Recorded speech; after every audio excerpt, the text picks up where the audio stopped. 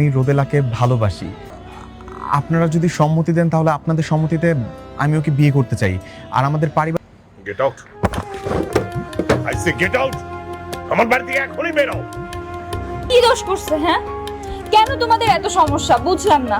তোমাদের মধ্যে ঝামেলা, তোমরা আমাদের সম্পর্কে কেন? চুপ, একদম চুপ, একটা কথা বলবি না। তুই কি ভেবেছিস তোর সাথে আমি এই ছেলের বিয়ে দিব? দরকার হলে আমি রাস্তার ফকিরের সাথে বিয়ে দিব, তবুও ওদের ফ্যামিলির সাথে না। Sorry sorry. হ্যাঁ, তুমিও কি চাও না আমাদের বিয়ে হোক?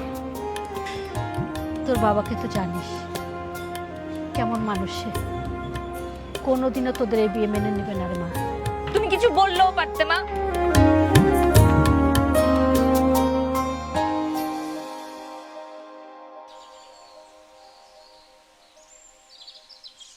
সরি।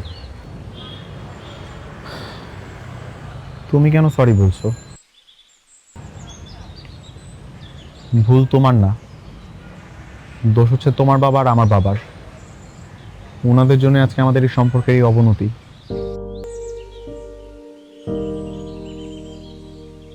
এরকম এক্সপ্রেশন দিচ্ছ কেন? কি হয়েছে? তুমি আমি কি? তুমি আমাকে মাত্রই তুমি করে বললা। ভালোবাসি বলে দিয়েছি না? আমি সিদ্ধান্ত নিয়েছি, এখন থেকে আমি তোমাকে তুমি করে বলার অভ্যাসই গড়ে তুলবো, আর তুই করে বলবো না। আমার তোমার মুখ থেকে তুমি শুনতেই লজ্জা করতেছে। লাগুক, আমার সাথে সংসার করার জন্য এইটুকু লজ্জা থাকা উচিত। আর সংসার, বিয়ে শাদীর নামে খোঁজ নেয়, আসছে সংসার। বিয়ে হইলে না। আমি তোমাকে নিয়ে পালিয়ে যাব, যাবা? যাব। হ্যাঁ হ্যাঁ কি? না, আমি ভাবলাম তুমি বলবা তোমার ভাবার জন্য সময় লাগবে, দুটো দিন হাতে রেখে তারপর আমাকে সিদ্ধান্ত জানাবা। হুট করে হ্যাঁ বলে দিবে, এটা তো আমি বুঝিই নাই। এত ভাবতে পারছি না। গতকালকে তুমি চলে আসার পর আমার অনেক খারাপ লাগছে, সারা রাত আমি ঘুমাইতে পারি নাই। বাবা এরকম ব্যবহার করে তোমার সাথে একদম ঠিক করে নাই। তার থেকে আমরা পালিয়ে যাব, পালিয়ে যে বিয়ে করে ফেলবো, এটাই ভালো। ওনাদের কোনোদিন আমরা রাজি করাইতে পারবো না। দেখবা, বিয়ে একবার হয়ে গেলে ঠিকই 1-2 মাস পরে মেনে নেবে। আমার কাছেও তাই মনে হয়। বিয়েটা একবার হয়ে গেলে এমনি সব মেনে নেবে, 1-2 মাস লাগবে, দেখবা হয়ে গেছে। তাছাড়া খালা তো আমাকে অনেক পছন্দ করে, আমি জানি। হ্যাঁ, মা তোমাকে পছন্দ করে, মা আমাদের পক্ষেই আছে। তাইলে চলো আমরা পালিয়ে যাওয়ার প্ল্যান করে ফেলি। চলো।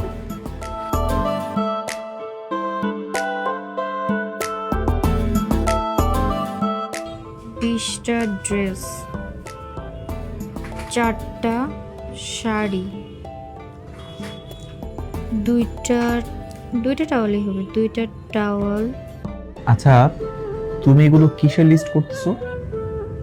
আরে পালিয়ে যাব না, কি কি নেওয়া লাগবে সাথে সেগুলো লিস্ট করতেছি। নিচে আমার বাইকটা দেখছো না? আচ্ছা তো। আমরা দুজন এই বাইকটা নিয়ে পালিয়ে যাব, একদম নিরুদ্দেশ হয়ে যাব, দেশের শেষ প্রান্তে চলে যাব, বুঝছো? ওয়াও, দারুণ হবে কিন্তু। একদম দারুণ হবে, কিন্তু কথা হচ্ছে গিয়ে আমরা যদি বাইক দিয়ে যাই তাহলে এত কিছু কিভাবে নিব? তাও তো ঠিক, এগুলো তো নেওয়া যাবে না। তাইলে এগুলো না নিলে কি নিব?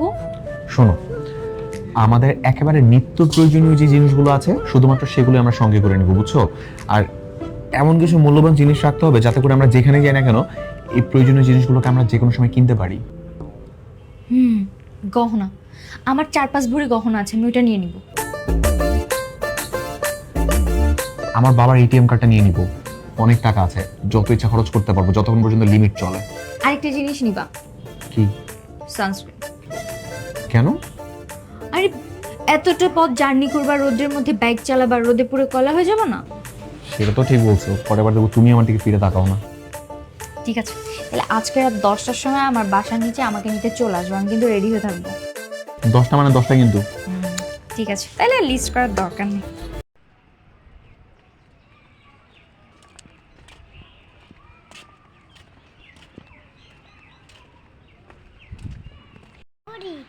এবার মনে হয়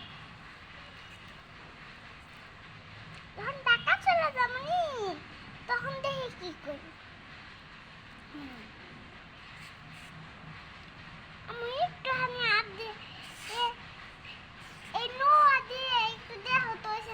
আমি দেখছি, হয়েছে দেখছি আমি।